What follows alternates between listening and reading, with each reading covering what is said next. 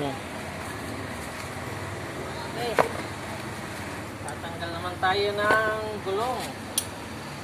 So, old type po ng design ng gulong ito, yung mga unang labas.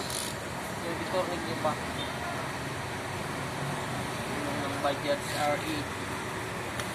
So, tanggal muna tayo itong tornilyo niya.